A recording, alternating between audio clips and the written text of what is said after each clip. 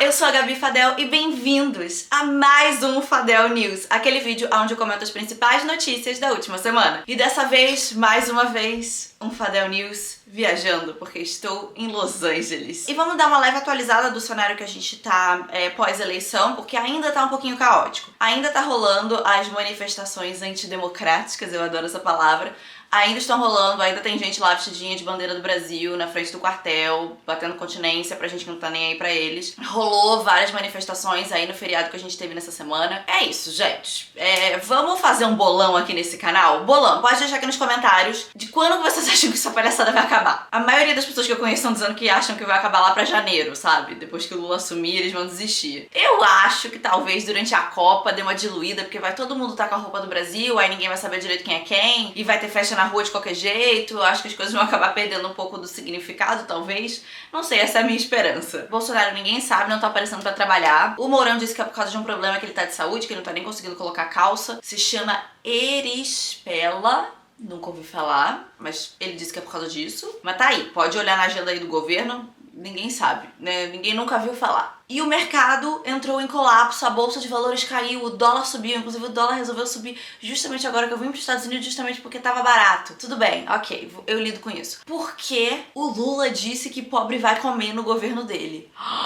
Meu Deus, que pecado absurdo pro mercado. Meu Deus, o pobre vai comer. Isso acontece porque eu falei aqui no Fadel News anterior, né? Assim que o Lula ganhou, que todo o orçamento pro ano que vem já estava comprometido. Eles falaram isso assim que eles assumiram, que a gente estava com rombo no orçamento, o orçamento já estava todo comprometido. E aí vão precisar aumentar o teto dos gastos para poder incluir aí programas sociais e outras coisas que o governo quer incluir. E aí o mercado ficou louco, apesar do Bolsonaro já ter feito isso várias vezes durante o governo dele. Ai meu Deus, pobre vai comer, pobre não pode comer. E é isso, o mercado fica louco. Mas como é bom a gente ter um presidente que fala coisas normais, sabe? Assim, coisas normais, coisas legais de se ouvir, que não deixam a gente deprimido, né? O Lula foi convidado pra PCO 27, que é um evento da ONU que trata sobre mudanças climáticas. O Bolsonaro não foi nesse evento. O Lula, que ainda vai assumir, foi no evento. E ele deu um discurso muito legal falando dos povos indígenas do Brasil, onde ele dizia que ele queria que essa parcela da população fizesse parte realmente do governo, por isso que ele vai criar o Ministério dos Povos Originários. Ele falou que ele quer que o Brasil se torne um exemplo de reparação pros povos indígenas. Esse é um dos assuntos que pra mim mais me toca, sabe? Porque eu acho extremamente injusto o que foi feito com todos os povos que moravam aqui na América geral, tanto na América do Sul quanto na América do Norte, a maneira com que foi lidado, o genocídio que foi feito. Eu acho muito triste. Inclusive, um parênteses aqui do que a gente tá falando, eu tô aqui nos Estados Unidos e aqui vai ser Thanksgiving, né, que é Dia de Ação de Graças, que é um feriado que eles pedem graças por tudo que eles têm e tal. E a origem desse feriado é que quando a galera que migrou aqui pros Estados Unidos chegou aqui, os povos indígenas receberam eles e ajudaram eles, mostraram o que podia comer, o que não podia comer, ajudaram essa galera. E aí, eles ajudaram só pra depois eles se fuderem completamente e sofrerem genocídio. E aí, sempre que fala de Dia da Ação de Graças, eu falo, legal a ideia, né? Mas o que tem realmente por trás, não tão legal assim. Eu sei que tem gente que não consegue entender, conceber as populações indígenas, como por exemplo o Monark, que fez um tweet. Eu falo que não vou falar dele aqui, mas é que de vez em quando eu não consigo. E eu tento evitar ao máximo, tá? Às vezes até tem umas notícias que são muito grandes dele e eu falo, não vou falar. Mas dessa vez fiquei puta.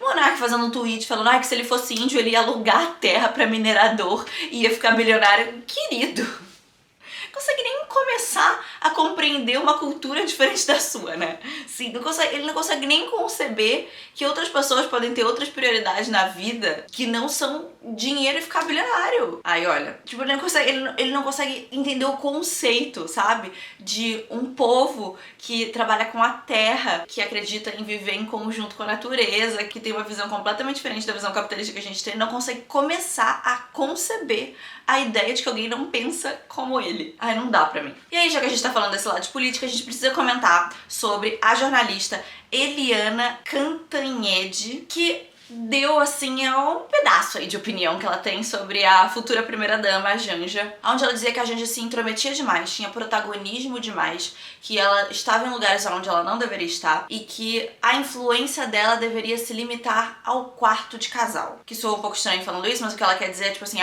se você quer falar das coisas de política com o seu marido e tal, você tem que fazer isso no off. Não pode ficar aparecendo demais, querendo influenciar demais, assim, publicamente. Não, fala ali no quarto e tal, o que você acha e tal, e fica de boa, quieta. Basicamente falando que a gente tinha um excesso de espaço.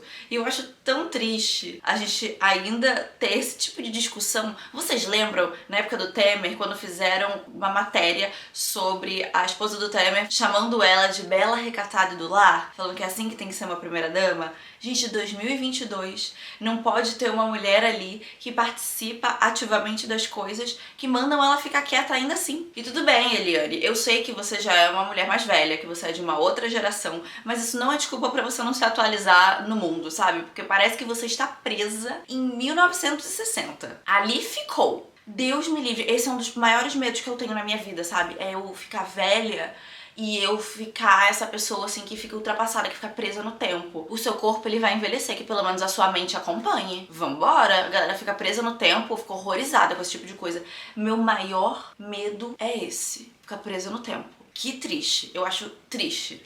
Eu olho e eu tenho pena, tenho dó. E aí, depois disso, a gente já deu uma série de entrevistas. Ela fez uma entrevista muito legal no Fantástico. E nessa entrevista ela fala que ela quer ressignificar o que significa ser uma primeira-dama. E aí, gente, nessa semana, agora quando eu falo do meu Rio de Janeiro, a minha cidade de Rio de Janeiro, é sempre umas coisas bizarras. Que acontecem umas coisas que eu não consigo nem começar a entender aqui no Rio. Realmente, assim, é um lugar muito peculiar, sabe? O que acontece? Essa semana, simplesmente um navio cargueiro gigantesco bateu na ponte Rio-Niterói. O vídeo é, assim, assombroso. Se eu estivesse naquele carro ali, passando na ponte Rio-Niterói, e eu ouvisse aquele barulho do navio batendo na ponte, era ali mesmo que eu ia morrer. Eu ia ter uma parada cardíaca, eu ia morrer. Nossa, que terror. Gente, e a história desse navio é, assim, maravilhosa, tá? Esse navio, ele já tá ali, abandonado na Baía de Guanabara desde 2018.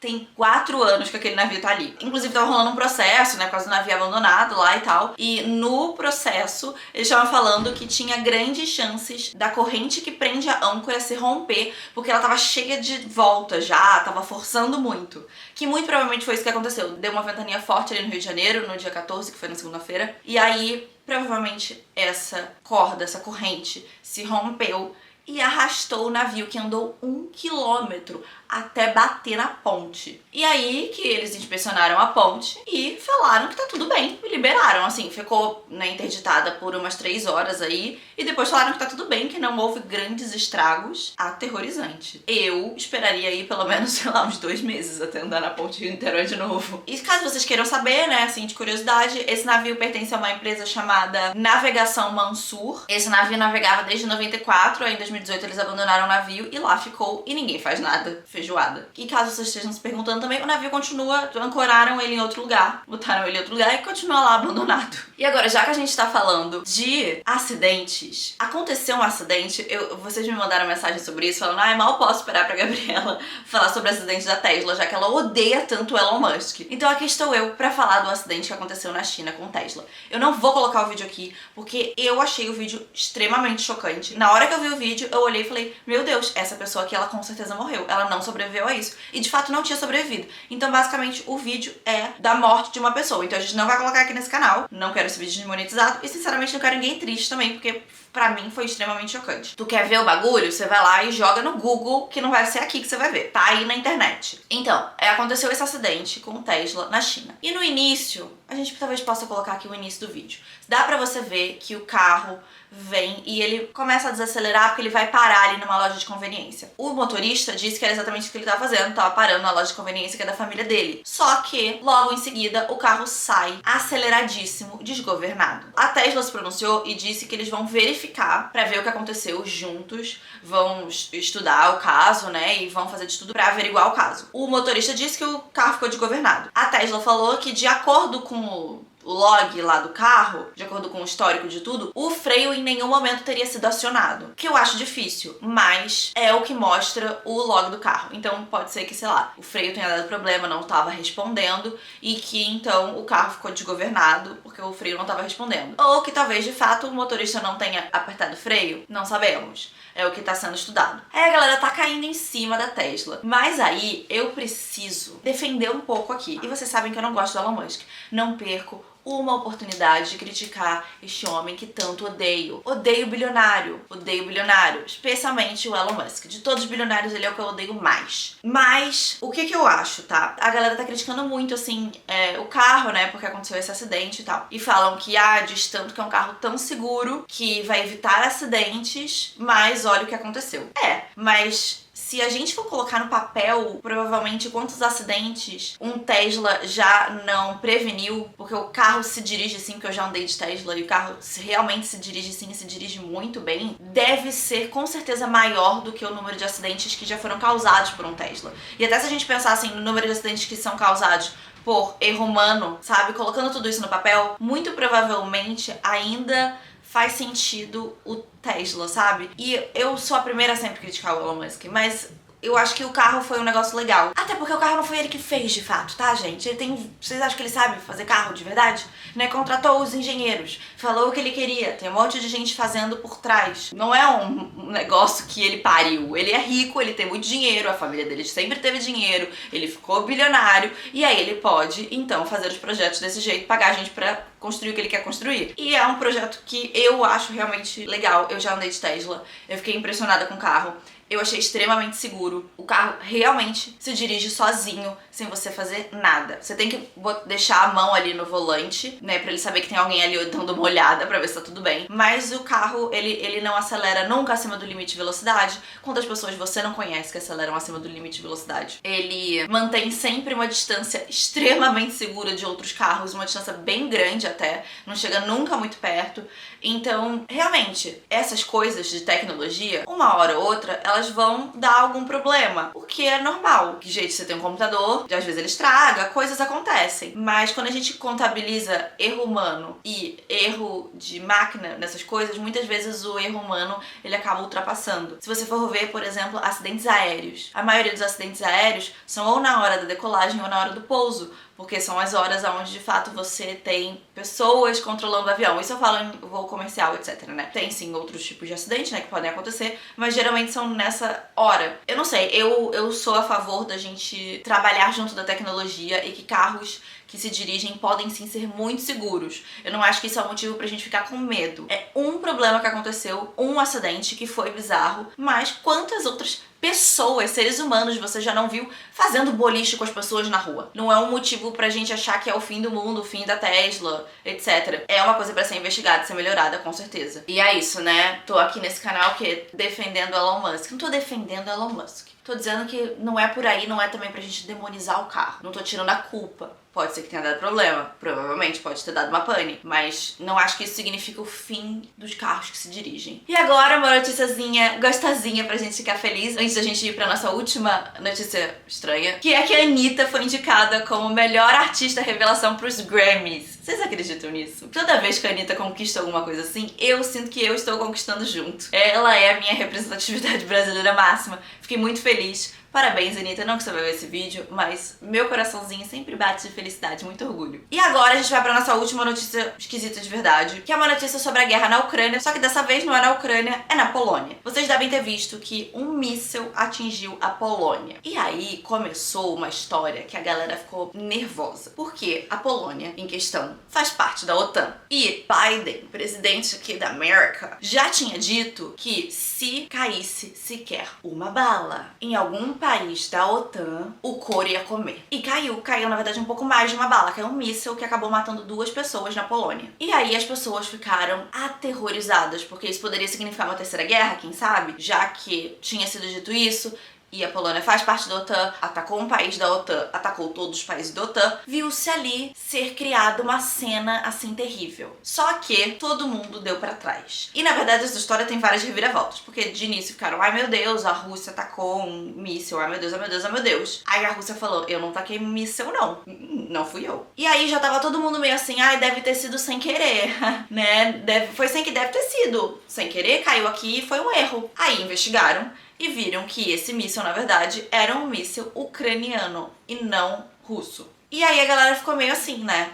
Que é isso? Tem algumas pessoas que acreditam que a Ucrânia poderia ter feito isso de propósito para escalar a guerra. Outras pessoas dizem que provavelmente foi um acidente, que, por exemplo, poderia ter sido um míssil que foi jogado para evitar um outro míssil, que você pode fazer isso, e acabou caindo em território polonês. Poderia ser só um erro ali, alguma coisa que foi um acidente. Só que o que a galera fala é que o Zelensky ele ficou falando muito de escalar a guerra, falando que a Rússia não ia parar só na Ucrânia, que isso era um problema de todo mundo, dando ali um discurso que fazia parecer que ele queria que o problema aumentasse, né? Que outros países entrassem na guerra. Que é uma coisa que ninguém quer fazer. Os outros países todos deixaram bem claro, dizendo não, deve ter sido um acidente, vamos ver, vamos verificar, vamos ver como é que é. Todo mundo deixou bem claro que ninguém quer escalar essa guerra porque consequências terríveis. E aí ficou esse clima assim pesado. Algumas pessoas acusando a Ucrânia de ter feito de propósito e outras pessoas acreditando que teria sido sim um acidente. Mas que o Zelensky se aproveitou ali do momento do acidente para tentar escalonar a guerra. Eu, Gabriela, sou da teoria de que teria sido um acidente. Prefiro não acreditar que isso teria sido feito de propósito. Pelo bem da minha saúde mental e da minha fé na humanidade, não consigo conceber isso sendo feito de propósito pra escalonar pra uma guerra mundial. Me dá